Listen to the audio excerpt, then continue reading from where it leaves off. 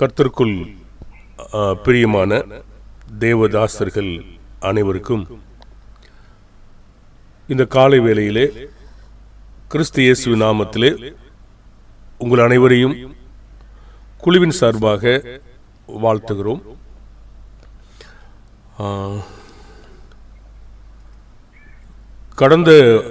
கடந்த வாரத்தில் இயேசுவை கர்த்தாதி கர்த்தார் என்றும் ராஜாதி ராஜா என்றும் சொல்லப்பட்டதை பற்றி பார்த்தோம். அந்த கருத்து வெளிப்படுத்தல் 1 அதிகாரம் 5 வசனத்தின்படி பூமியின் ராஜாக்களுக்கு அதிபதி இயேசு இருக்கிறார், செயல்படுகிறார் என்று கவனித்தோம். அதே கருத்தோட்டத்தில் பிலிப்பியர் 2:10-11 வசனங்களில் இயேசுவின் நாமத்தில் வானோர் பூதலத்தோர் பூமியின் கீழானவருடைய முழங்கால் யாவும் முடங்கும்படிக்கும்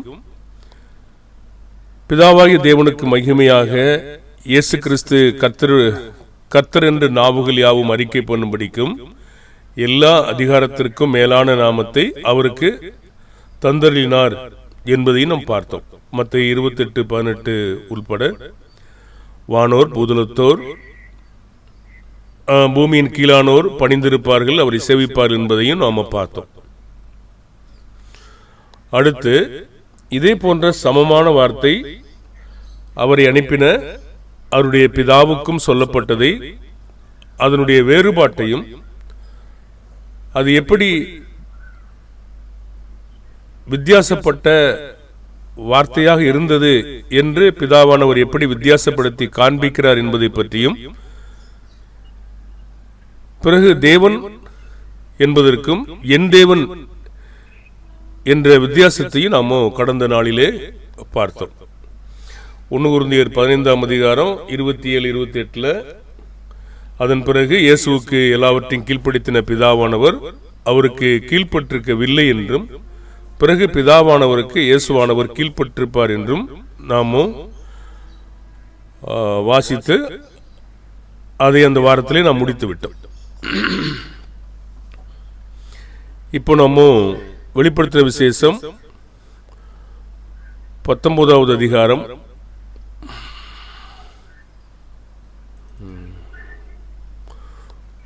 கொஞ்சம் நீ பொறுத்துக்கொள்ளுங்கள், ஸ்லோவா இருக்கு.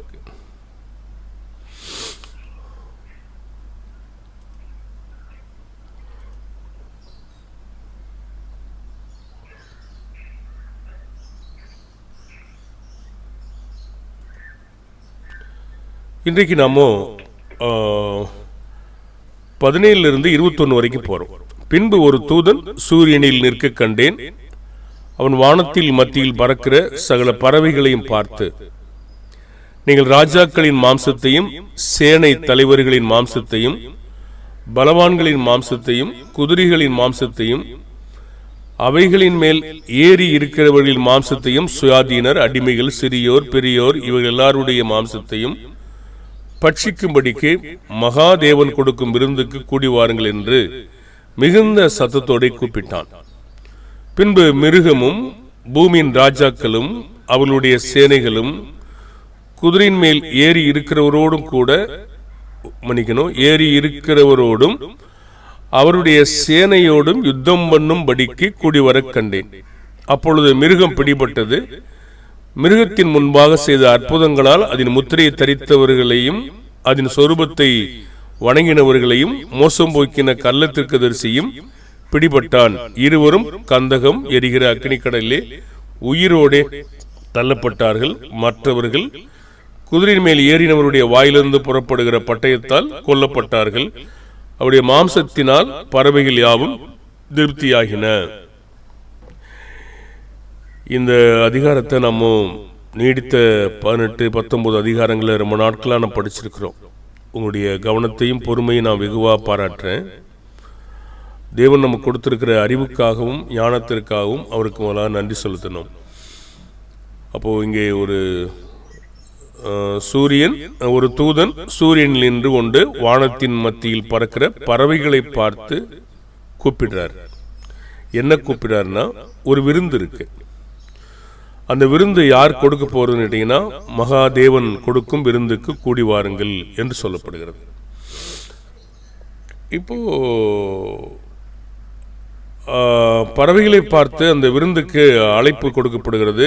இது அவங்க எவ்வளவு காலம் தேவன் அவங்கள எவ்வளவு ஆட விட்டாரோ, இப்போ அதுக்கான தீர்வு முடிவு வந்துருச்சு ஒரு நாள்.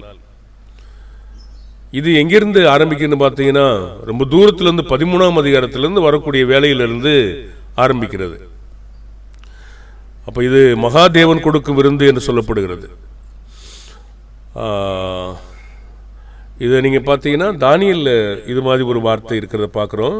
சில மொழிபெயர்ப்பில் இங்கே சில அந்த மகாதேவனை பார்க்க முடியலன்னு சொல்கிறாங்க. ஆனாலும் நம்ம அதுக்கு இப்பொழுது பொருட்படுத்தலை. தானியேல் 2:45 கூட இனிமேல் சம்பவிக்க போகிறதை மகாதேவன் ராஜாவுக்கு தெரிவித்திருக்கிறார், சொப்பனமானது நிச்சயம், அதன் அர்த்தம் சத்தியம் என்றார். இது நமக்கு ரொம்ப பெரிய நேரம் விளக்க தேவையில்லை. இது பயங்கரமான வார்த்தை. அதை விட வேறு யாரும் இல்லைன்னு நமக்கு தெரியும். எல்லா தேவர்களும் உயர்ந்தவர்கள் என்று தெரியும். ஏன்னா அவங்களே சாட்சி கொடுக்குறாங்க. அங்கேயே தானியேல் 2:47 ராஜா தானியேலை நோக்கி, நீ இந்த மறைபொருளை வெளிப்படுத்தினபடியால் மெய்யாய் உங்கள் தேவனே தேவர்களுக்கும் தேவனும் ராஜாக்களுக்கு ஆண்டவரும் மறைபொருள்களை வெளிப்படுத்துவருமாய் இருக்கிறார் என்று அவரே ஒரு சாட்சியை கொடுக்கிறாரு.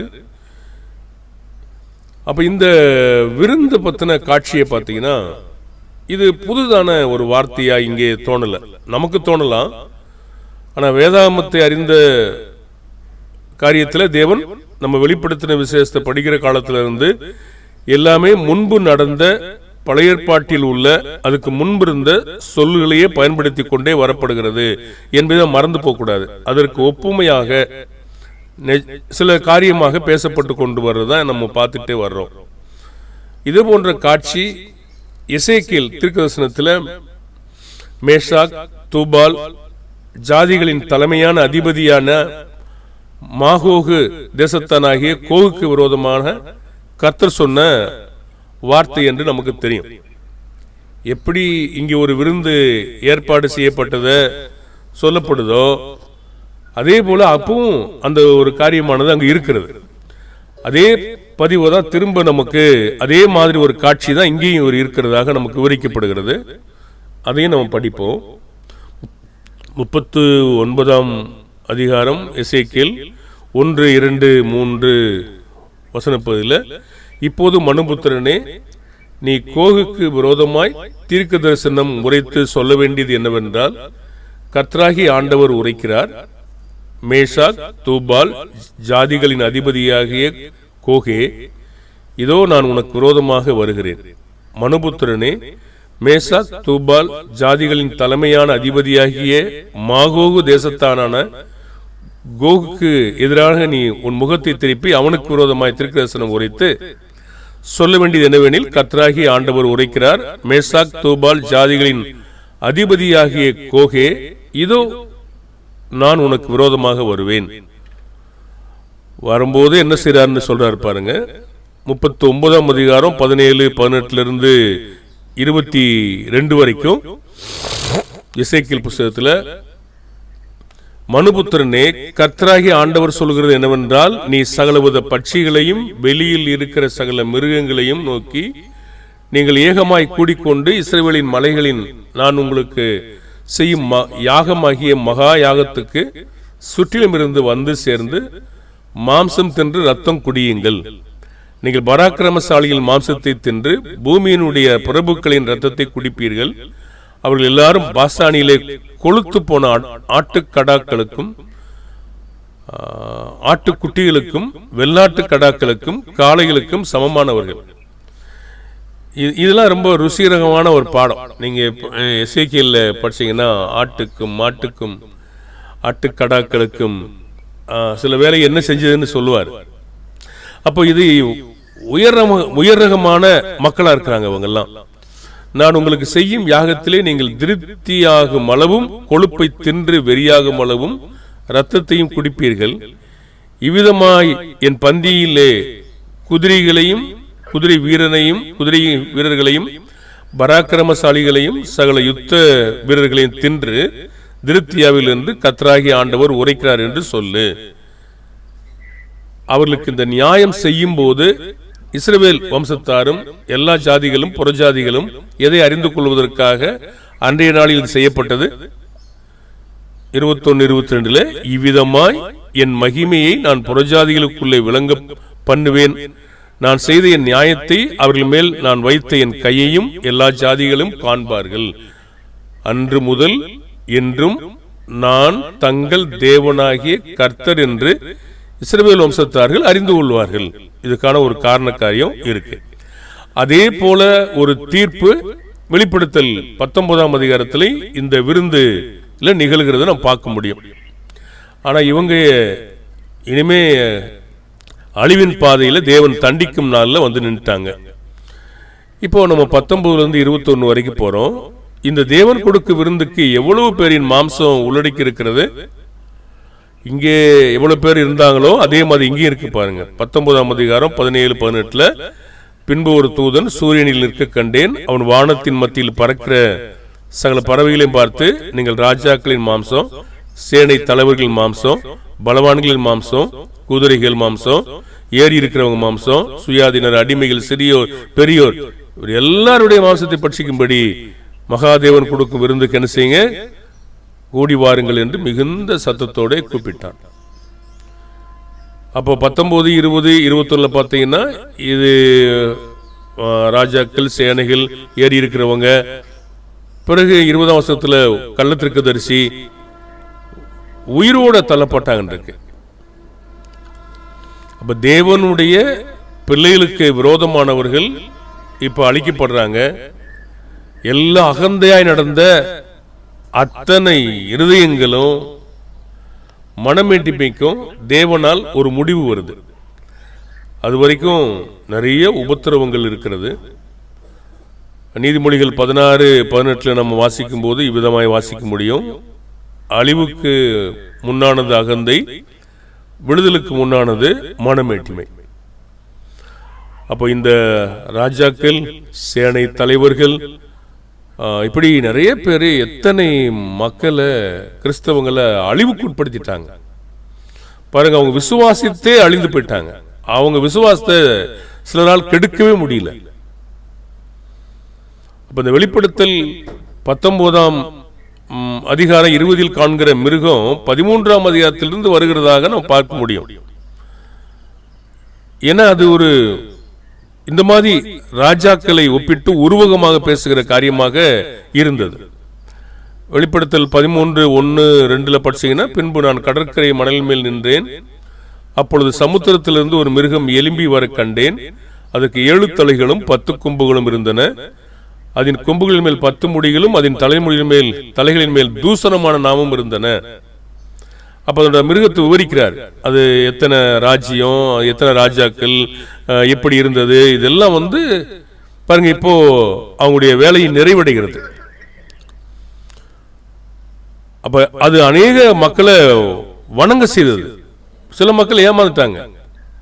அப்போ ஆனால் ரத்தத்தில் தோய்த்து வெளுக்கப்பட்டவர்கள் நிச்சயமாய் ஜெயித்தார்கள். இப்ப கடைசியில எல்லா பொய்க்கும் எல்லா பெருமைக்கும் என்ன நடந்தது என்று கேட்டீங்கன்னா, 19ஆம் அதிகாரம் 19-20 உயிரோடே தள்ளப்பட்டார்கள் என்ற வார்த்தை இருக்கிறது.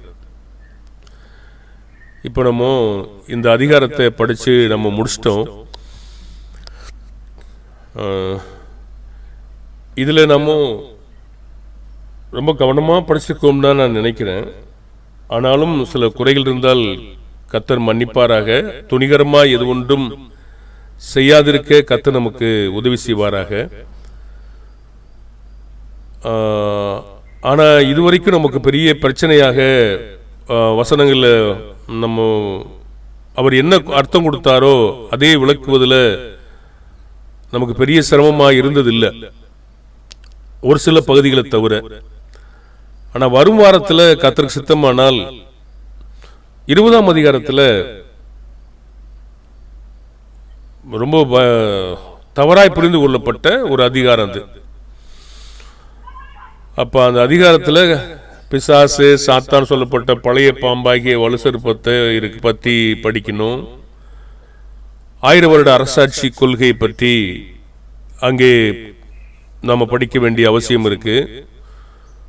முதலாம் உயிர்த்தெழுதல் என்று வார்த்தை வருகிறபடினால 2 வகையான உயிர்த்தெழுதல் உண்டா, ரகசிய வருக, அதில் சில எடுத்துக்கொள்ளப்படுவாங்கலாம் பெந்தேகோஸ்தே காரியம் இருக்கு இல்லையா.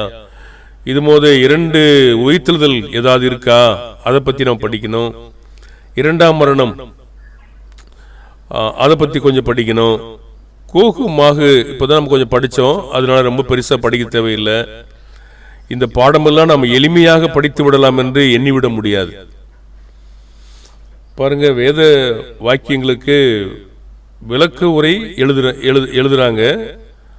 ஆனால் நிச்சயமாக நம்ம பாவம் தாங்க செய்வோம். தேவன் ஒரு ஓமையை சொல்லிட்டு அந்த ஓமைக்கு பதில் சொல்லாத போது நாம என்ன சொன்னாலும் அது சரியா வராதுங்க. அந்த பயம் நமக்கு இருக்கணும். சொல்லிடலாம், எதையா சொல்லிடலாம், இதான் இது அர்த்தம், இதான் அர்த்தம், இதான் அர்த்தம் சொல்லிட முடியும். ஆனால் நிரூபிக்க நம்மளால காட்ட முடியாது. இதுக்கு சம்பந்தமா இருக்க வாய்ப்பு இருக்கலாம், அவ்வளவுதான். இது நம்ம இதுதான் சொல்லி நம்ம செஞ்சிட முடியாது. ஆகவே இதெல்லாம் நம்ம சில காரியங்கள்ல இது படிக்கும் போதே நம்ம பயந்தான் படிக்கணும். பொதுவாக வாட்சி தான் விடணும், இதுக்கு எதுவுமே நம்ம சொல்லவும் முடியாது. அதே மாதிரி வெளிப்படுத்தல் 20ஆம் அதிகாரம் படிக்கும்போது சில வார்த்தை நமக்கு புரிந்து கொள்ள கடினமாக தான் இருக்கு. ஆனால் எளிமையாக அது இல்லை. நம்ம அதனுடைய அந்த வார்த்தையினுடைய காரியம் என்ன என்பது நம்ம வேதத்திலிருந்து நம்ம படிப்போம்.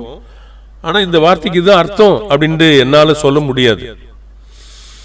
அப்படிதான் நம்ம படிக்கிறோம் சில காரியங்களை. ஆகவே வேத வசனத்தை பொறுத்த மட்டும் நாமோ தேவன் என்ன சொன்னாரோ அவர் தான் விளக்கம் கொடுக்க முடியும், மனிதனால கொடுக்க முடியாது.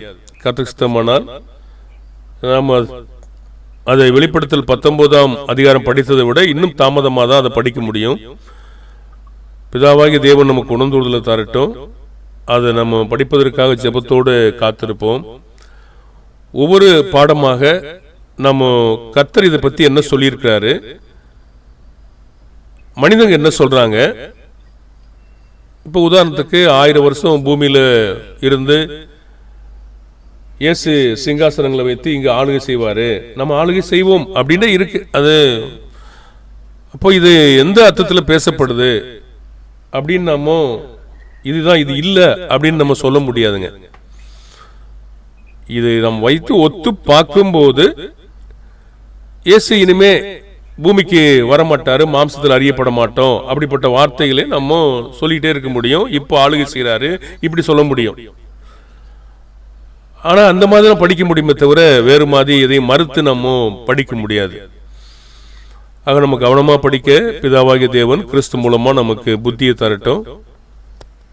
தேவன் நம்மை பலப்படுத்துவாராக. கவனிக்கிற உங்களுக்கும் எனக்கும் தெய்வீக சுபாவத்தில் வளர்ந்து வர போதுமான அறிவையும் ஞானம் தேவனும் தரட்டும்.